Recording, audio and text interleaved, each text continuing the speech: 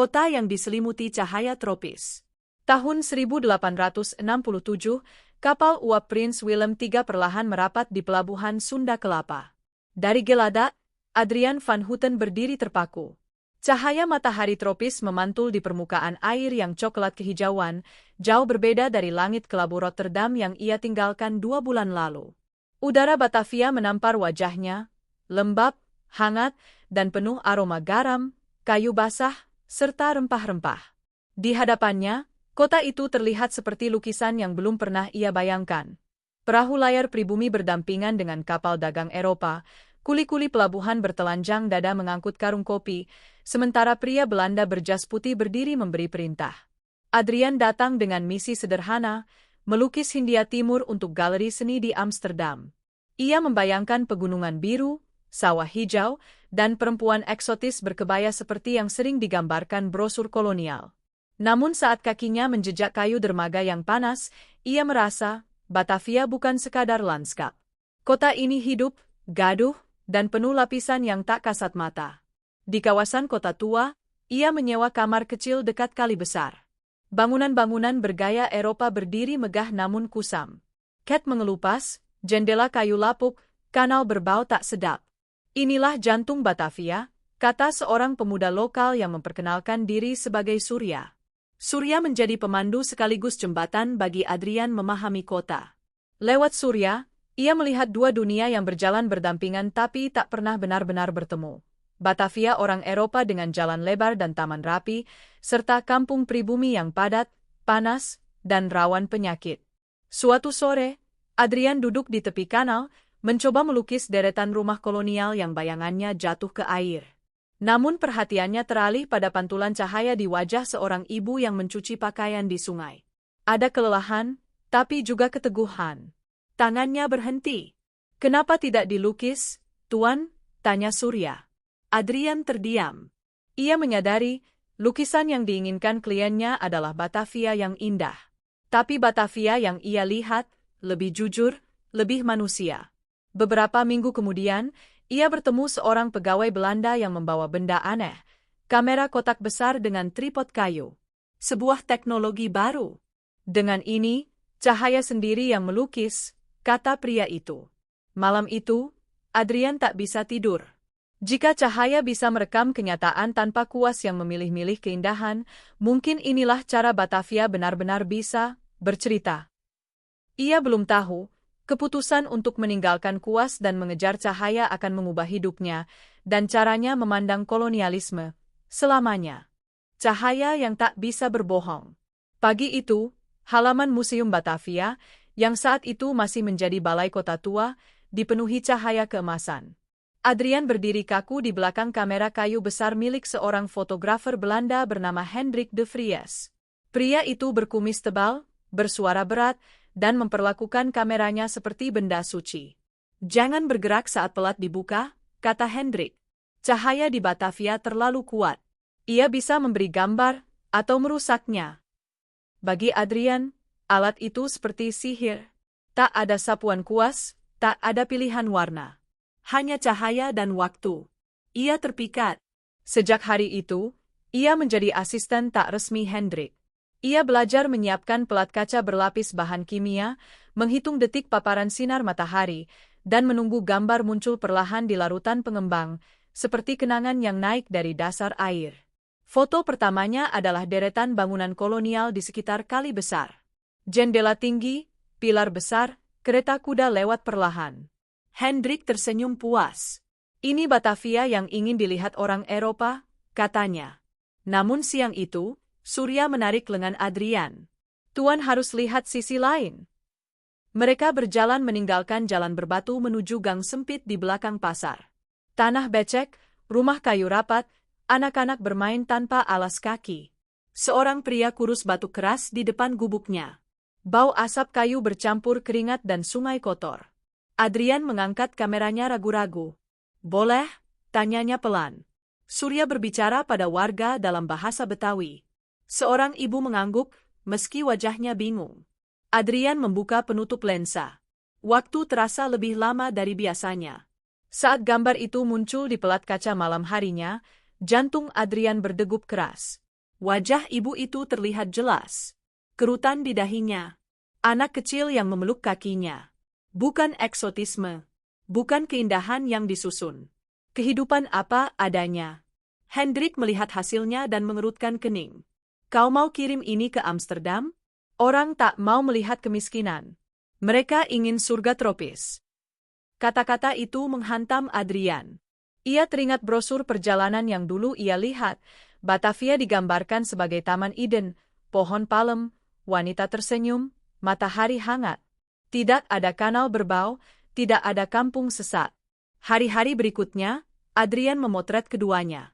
Pesta dansa di rumah pejabat Belanda dengan lampu gantung kristal, gaun sutra berkilau, gelas anggur berdering. Lalu pagi berikutnya, pemakaman sederhana seorang buruh pelabuhan yang meninggal karena demam. Dua dunia. Satu kota. Suatu sore di pelabuhan, Adrian memotret kuli-kuli yang memanggul karung gula lebih besar dari tubuh mereka. Salah satu pria menatap langsung ke lensa, tatapan tajam, bukan tunduk. Dia tidak takut, bisik Adrian. Dia lelah, jawab Surya pelan. Sejak itu, Adrian mulai merasa kameranya bukan lagi alat seni, tapi saksi. Setiap klik seperti kesaksian yang tak bisa ditarik kembali. Cahaya tidak memilih sisi. Ia hanya menangkap apa yang ada. Namun makin banyak foto yang ia ambil di kampung-kampung, makin sering Hendrik mengingatkan. Hati-hati. Pemerintah tak suka citra Batavia yang tidak indah. Untuk pertama kalinya sejak tiba di Hindia, Adrian merasa ada yang lebih besar dari seni. Ada kebenaran yang terjebak di pelat kaca-kaca itu. Dan kebenaran bisa berbahaya. Malam itu di kamar sempitnya, ia menatap tumpukan negatif foto. Wajah-wajah yang tak akan pernah masuk galeri Eropa. Tapi justru merekalah Batavia yang sebenarnya. Ia sadar, ia tak lagi hanya melukis kota. Ia sedang menyimpan ingatan kota, yang mungkin suatu hari akan mencoba dilupakan orang. Dan di luar, suara gamelan dari kejauhan bercampur derit roda kereta, seakan Batavia sendiri berbisik. Lihatlah aku sepenuhnya, jika kau berani. Gambar yang mengusik kekuasaan. Musim hujan turun lebih awal tahun itu. Batavia berubah menjadi kota yang basah, lengket, dan muram. Kanal kali besar meluap, membawa sampah dan bau anyir yang menyusup hingga ke kamar kecil Adrian. Di atas meja kayunya, puluhan pelat kaca tersusun rapi dibungkus kain. Wajah-wajah yang ia potret seakan menatap balik padanya di setiap kilatan lampu minyak. Kuli pelabuhan, ibu penjual nasi, anak-anak kurus di bantaran sungai. Mereka diam, tapi kehadiran mereka berat, seperti tuntutan tanpa suara.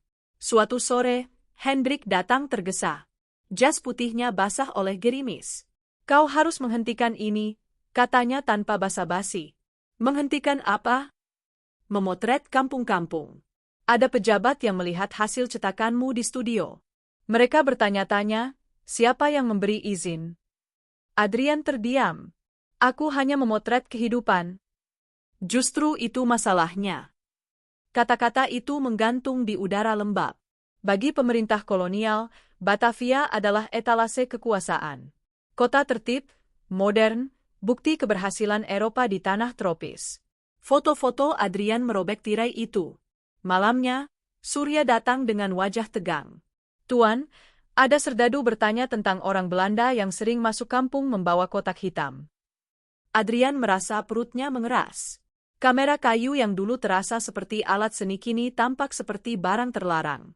Namun justru ketakutan itu membuatnya semakin yakin. Ia mulai memotret lebih hati-hati, pagi buta sebelum pejabat keluar rumah, atau senja saat jalan kolonial sepi. Ia mengabadikan buruh yang tidur di bawah gudang, perempuan membawa air dari sumur keruh, juga serdadu yang berdiri santai sementara kuli bekerja tanpa henti. Suatu hari di pelabuhan Sunda Kelapa, ia mengambil gambar paling berani. Seorang mandor Eropa berteriak sambil mengangkat cambuk rotan, sementara kuli-kuli membungkuk memanggul muatan. Klik! Suara rana itu kecil, tapi gema moralnya terasa besar di dada Adrian. Tuan harus simpan baik-baik, kata Surya lirih. Kalau orang itu tahu. Adrian mulai menyembunyikan pelat-pelat kaca di bawah papan lantai kamarnya. Ia menulis catatan kecil di belakang beberapa cetakan, tanggal, tempat, siapa yang ada di foto. Seperti arsip rahasia untuk masa depan yang belum ia kenal. Tekanan datang perlahan. Hendrik tak lagi mengajaknya bekerja. Studio foto menolak mencetak hasil gambarnya. Seorang pejabat bahkan menyarankan Adrian fokus pada lanskap pegunungan yang indah. Orang Eropa ingin mimpi, kata pejabat itu dingin. Aku tak datang sejauh ini untuk menjual mimpi, jawab Adrian pelan. Malam-malamnya kini dipenuhi suara hujan di atap seng dan kecemasan yang tak bisa tidur. Tapi setiap kali ia ragu, ia teringat tatapan pria pelabuhan itu, yang menatap langsung ke lensa, seolah berkata, "Lihat aku, jangan berpaling." Bagi Adrian, Batavia tak lagi kota eksotis. Ia adalah panggung ketidakadilan yang diterangi matahari tropis tanpa ampun. Dan kameranya telah menjadi saksi yang terlalu jujur untuk disukai penguasa. Suatu pagi, ketukan keras mengguncang pintu kamarnya. Tuan Adrian van Houten, suara berat terdengar dari luar. Surya yang berdiri di sudut ruangan memucat. Di bawah lantai kayu, pelat-pelat kaca itu terbaring diam, menyimpan Batavia yang tak pernah ingin diperlihatkan dunia. Dan untuk pertama kalinya, Adrian sadar. Cahaya yang ia kejar, kini bisa menyeretnya ke dalam kegelapan. Negatif yang disembunyikan. Ketukan di pintu itu bukan lagi permintaan. Itu perintah. Tuan Adrian van Houten. Buka. Suara hujan pagi bercampur dentuman kepalan tangan di kayu. Adrian berdiri kaku. Lampu minyak di meja masih menyala redup, menerangi wajah Surya yang pucat. Pelat kacanya, bisik Surya. Adrian berlutut cepat, menggeser papan lantai yang longgar. Kain pembungkus pelat kaca dingin di tangannya. Ratusan wajah Batavia terperangkap di dalamnya, kehidupan yang tak diinginkan siapapun untuk dilihat. Bawa ini, katanya, menyerahkan setengah bundel pada Surya. Lewat pintu belakang. Ke rumah pamanmu. Surya menelan ludah. Kalau saya tertangkap, aku yang bertanggung jawab. Ketukan berubah jadi hentakan sepatu. Adrian menutup papan lantai, menyisakan sebagian pelat di bawahnya. Ia berdiri, menarik napas panjang, lalu membuka pintu. Dua serdadu Knil berdiri di sana bersama seorang pejabat sipil berwajah kaku. Kami mendapat laporan Anda memotret tanpa izin di kawasan tertentu. Aku seniman, jawab Adrian tenang. Batavia adalah subjekku. Kota ini bukan kanvas bebas.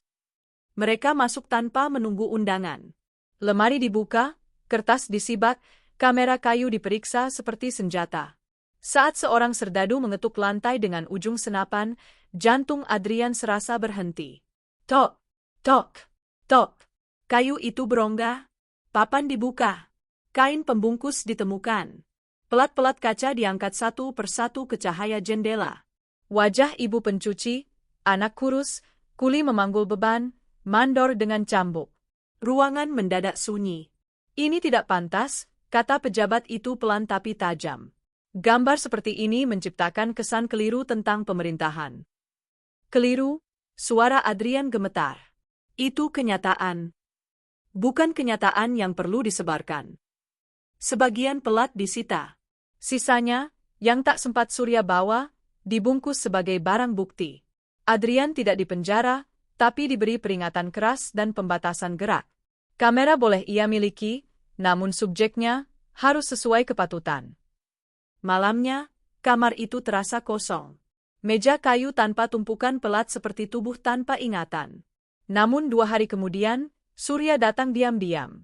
Ia membuka kain lusuh dari balik bajunya. Pelat-pelat kaca itu masih utuh. Adrian memegangnya seperti menyentuh jantung kota itu sendiri. Kita harus menyimpannya di tempat aman, katanya. Mereka mengubur sebagian dalam peti kayu kecil di belakang rumah keluarga Surya, di bawah pohon sawo. Sisanya disembunyikan di dalam tabung lukisan kosong milik Adrian. Sejak saat itu, Adrian berubah. Ia masih memotret gunung, taman, gedung kolonial, gambar-gambar yang aman. Tapi di matanya, ada jarak. Seolah ia hidup di 2 Batavia, satu yang boleh dilihat, satu yang dikubur. Suatu hari, katanya pada Surya, kota ini akan ingin mengingat dirinya yang sebenarnya. Surya menatap langit senja yang memerah di atas atap kampung. Dan kalau hari itu tidak pernah datang? Adrian tersenyum tipis. Cahaya tidak pernah benar-benar hilang. Ia hanya menunggu ditemukan kembali. Di tanah lembab di bawah pohon sawo itu, Batavia yang jujur tertidur, bukan sebagai seni, bukan sebagai propaganda, tapi sebagai kesaksian. Dan waktu mulai menyimpannya untuk masa depan. Cahaya yang kembali. Tahun 1948. Batavia telah lama berganti nama. Kini orang menyebutnya Jakarta. Kota itu masih panas, masih padat, tapi nadinya berbeda. Bendera merah putih berkibar di banyak sudut, menggantikan lambang yang dulu menguasai langit kota. Bangunan kolonial di kota tua masih berdiri, namun catnya makin pudar, seperti ingatan yang perlahan terkelupas. Di sebuah rumah tua di kawasan Senen, seorang pria parubaya membongkar peti kayu peninggalan keluarganya. Namanya Raka Surya, anak dari Surya, sahabat seorang seniman Belanda yang namanya hanya tersisa dalam cerita keluarga. Di dasar peti, ia menemukan benda aneh. Pelat kaca dibungkus kain lapuk. Saat diangkat ke arah cahaya jendela, gambar samar muncul. Wajah seorang ibu dengan anak kecil memeluk kakinya. Kuli pelabuhan memanggul beban. Anak-anak kampung tertawa di tepi sungai keruh. Raka terdiam lama. Ayah, gumamnya, teringat cerita tentang Tuan Adrian, yang dulu sering datang membawa kotak hitam besar. Beberapa minggu kemudian, pelat-pelat itu dibawa ke seorang guru seni di Jakarta yang mengerti fotografi lama. Dengan hati-hati, mereka mencetak ulang gambar-gambar tersebut. Dan Batavia yang terkubur, muncul kembali. Orang-orang yang melihatnya terdiam. Ini Jakarta dulu. Kenapa tak pernah kita lihat foto seperti ini? Gambar-gambar itu berbeda dari arsip kolonial resmi yang memperlihatkan gedung megah dan pesta dansa. Di sini ada kehidupan rakyat kecil. Ada lelah. Ada nyata. Di sudut salah satu pelat, tertulis tangan kecil berbahasa Belanda. Batavia, 1868. Mereka juga bagian dari kota ini. Afah. Nama itu nyaris hilang dari sejarah. Tak ada monumen. Tak ada jalan memakai namanya. Namun melalui cahaya yang ia tangkap puluhan tahun lalu, suaranya menyeberang waktu. Raka berdiri di kali besar suatu sore, membawa salah satu cetakan foto. Di depannya, air sungai masih mengalir lambat, bangunan tua berdiri bisu. Ia membandingkan foto lama dengan pemandangan di hadapannya. Banyak berubah. Banyak tetap sama. Kakek benar, bisiknya, mengingat kata-kata ayahnya tentang Adrian. Cahaya tidak pernah hilang. Foto-foto itu kemudian disimpan di arsip lokal, dipamerkan kecil-kecilan. Tak semua orang peduli. Tapi sebagian yang melihat merasakan sesuatu, bahwa kota bukan hanya dibangun oleh penguasa, tapi oleh mereka yang wajahnya jarang dicetak besar-besar. Di Rotterdam, jauh di Eropa, tak ada yang tahu bahwa seorang pelukis muda yang dulu pergi mencari lanskap indah akhirnya meninggalkan warisan yang lebih berani, kebenaran yang tertangkap cahaya. Dan Jakarta terus bergerak, macet, bising, hidup. Orang-orang berlalu tanpa sadar bahwa di bawah lapisan waktu, ada Batavia yang masih memandang balik melalui selembar kaca tua. Seakan kota itu sendiri berbisik. Aku pernah dilihat sepenuhnya. Dan seseorang memilih untuk tidak memalingkan wajahnya. Jakarta tak pernah benar-benar melupakan masa lalunya, ia hanya menyimpannya di sudut waktu yang berdebu. Di antara gedung tinggi, klakson tak henti, dan cahaya lampu kota modern, ada bayangan Batavia yang masih berjalan pelan di ganggang tua. Wajah-wajah yang dulu tertangkap lensa Adrian van Houten kini mungkin telah lama menjadi tanah, namun kisah mereka tetap hidup dalam cahaya yang pernah menyentuh pelat kaca itu. Seorang seniman datang untuk melukis keindahan. Ia justru menemukan kemanusiaan. Dan lewat kamera sederhana di abad ke-19, ia membuktikan satu hal. Sejarah bukan hanya milik mereka yang berkuasa, tapi juga milik mereka yang sempat terlihat. Karena selama cahaya masih ada, kebenaran selalu punya jalan untuk kembali.